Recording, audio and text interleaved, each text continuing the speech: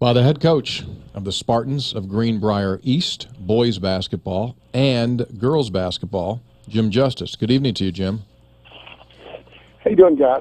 We're doing well. Question. That's. I know. I I'm just kind of. running a little bit. How y'all doing? We're doing well. We're doing well. We didn't. Are you getting bored of just winning? Well, it's really getting kind of monotonous, to tell you the truth. Are you kidding? Yeah. Oh gosh, no, it's going pretty good. You know, I'm kind of looking at you guys. The season's starting young, and you guys are 3-0 and 4-0. Then I'll kind of look over and see the other teams doing. Oh, they're both still undefeated. And I'm looking at this thing. We're heading down the stretch run right now, and you guys have not yet tasted defeat. Let's talk about the boys right now. We've got you at 15-0, number 2 in the Metro News Power Index at this point. Martinsburg is the number 1 team in the PI at 14-2. This is as good as East has been, obviously, in a long, long time. So the question is this team capable of winning the whole thing in Charleston? Well, I keep telling them every day, and they've done this thus far, but on day one, when they came in, they were athletic, but in all honesty, they were slow. And, there's a bunch of kids, some kids just trying to use pure athleticism, not playing within any kind of system or any kind of structure at all. So it's taken a little while, but I keep telling them every day, we have to just keep getting better, because really we're still not good enough to win it. And if we stay where we're at, that answer's no. But if we continue to get better, and this team has got great chemistry, they got great balance, they got speed and shooters and height and everything in the world. So, as far as all that goes, but they now really, they know a system, and we run a lot of stuff. We really do. We run a tremendous amount of offensive stuff. We switch defenses a whole bunch and all that kind of stuff. And so they're tough. They're a good team. They're a rock-solid team. Can they win it all? Well, that's yet to be seen. We're going to have a tough time getting through the sectional. We've got 3 great teams in our sectional with Princeton and Beckley and us, and only 2 will go. So, we got a long ways to go. Is Rondell Watson the best player at East since Bimbo Coles?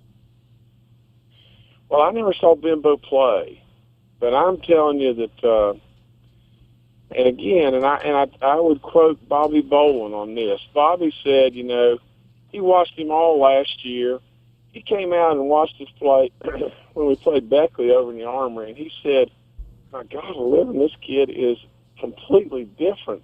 This kid is the real deal." And I'm telling you, if he's not the state player of the year, then I'm telling you there's got to be one heck of a basketball player in the state of West Virginia. Mm-hmm.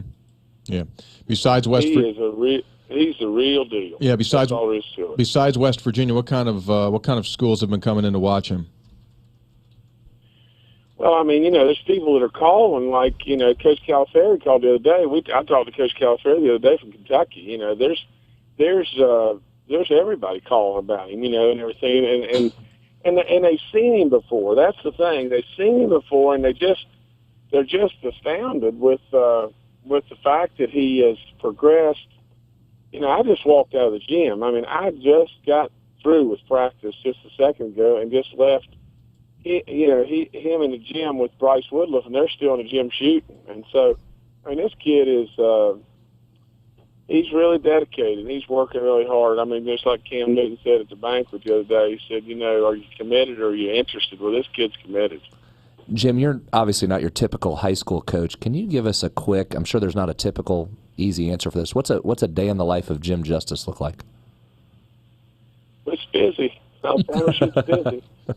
But the good part about this time of year, things really, they, for all practical purposes, stopped agriculturally. A lot of people don't really realize, the size of our ag business, but it's really, that's where I really started and learned everything that I know just about. But this time, so the ag business is, for all practical purposes, shut down. The hospitality business is super, super slow. our coal business is slowed down at this time of year too. So there's time, and I'll promise you this: for anybody that thinks, that I'm just, I just go to practice and then I go play the games, and the rest of the time I'm doing other work. They don't know me. I mean, I know how to lose and be a gentleman and show a little bit of class, but you're not ever going to run anybody to anybody more competitive than me. And I'm watching film and scouting games and doing all the stuff that every coach has to do a good job. And if I can't do it and do it at the very best job that I can possibly do it, I'm not going to do it. Jim, your story is obviously unique in a bazillion ways, but just coaching boys and girls teams is unique. Is that different? Do you coach differently with the two? Yeah, you do. You do. The girls are probably more emotional. The guys want to act, more hardcore and macho a lot of times. But the bottom line of the whole thing is just this. Lou Holt said to me one time, he said, do you coach your teams differently than you run your business? And, I thought about it, and I said, well, to be perfectly honest, no. I mean, really, I think, and it seems so super simple, but it's really, if you can get there with this, you're there. And that is, either the president or the coach has got to care for the employees of the kids. And then the employees and the kids got to genuinely care back. That's where it starts to get a little difficult. And then the president or the coach has got to make it mandatory that the kids or the employees care for one another. And when you really get that going on and that chemistry really going on and everybody on the bus, you got something really special. And I'll promise you this. I'll bet my teeth on this. You can go to any of my businesses, anywhere, and those people would fight a grizzly bear for me. And they would, because they know I'd fight it for them. And so that's, I'm a long ways from the smartest kid on the block, but I really believe in people and believe in treating them right and trusting people and building relationships that are lifelong relationships, and that's what makes our stuff good. Talking with Jim Justice, the head coach of Greenbrier East, girls and boys. Both teams are undefeated. You said the girls are more emotional normally. Did you hear the emotion from your play-by-play announcer when you guys beat Tug Valley the other night? Actually, to tell you the truth, you have or you have really bad weather.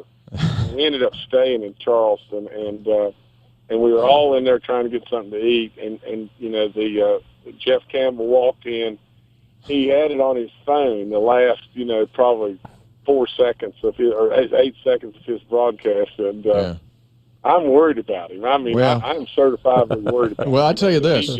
I tell you this. Since you were given the pleasure of listening to it, our listeners haven't been. So I thought I'd play it for them, if you don't mind. Here's the final. How much time? How much time, Jim, was on the clock when you guys inbounded the ball? It was 1.8 seconds. 1.8, and you were down what? Down one. Down one. 1.8. Okay, here's the call from long time. I tell you what we did. We set a play up where we down-picked and broke people back to half court. The first pass had to come all the way to half court. Right. It was either going to come or not come, but that's what we did. But go ahead. So you're going to inbound. Yeah, full length of the floor to go, so they inbound the ball, and they try to whip it out to midcourt, and here's the call. Spartans set the inbound. Here's Wyford. Looks to get it in. Rondell at half court. Rondell half court for the win. It's up. It's in! Holy cow! Holy God! Woo! Watson hit a half court shot, and the Spartans beat Tug Valley! Yes! Yes! Oh, there was time. They're counting it. They're counting it. Look at the scoreboard, buddy. Oh, my gosh! Rondell Watson is getting mugged. Yeah, and I can imagine if the girls are more emotional than him. I mean, you got a whole lot of stuff you're dealing with there. Well, maybe I take that back. Does a fabulous job, and Fred too. And I just love them to death. And Jeff just bleeds for the Spartans, and it's just you got to have a little luck to be 15-0. That's that was probably, we set the play as best we could, but it's still a 5% shot. And so it's a big shot. I mean, that kid, Rondell had been to the line with 20 seconds to go in the game. We were up by one. He had one shot. It was an and-one situation. And I called timeout, and I said, all right, now look, if he makes this, we're going to foul. And we're going to let Tug Valley tie the game. But I really believe he who has the ball last wins. And I'm not going to let Tug Valley go down there and just D up and play as best you can and watch the three flying through the air at the buzzer and us lose the game. And so we set up to do that, and he clinked the foul shot.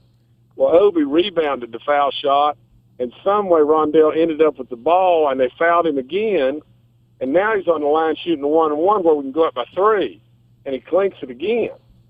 And so, that kid was down in the huddle. I mean, down. But that was a nice way for him to come back. Well, Coach, it's good checking in with you. We congratulate you on both of these seasons for the girls and the boys, and we'll be watching very closely here as the fun time quickly approaches with playoffs and then the state tournament. Well, listen, I thank you guys for everything. You guys do a tremendous job, and I just can never thank you enough. Well, appreciate it. You take care, Jim.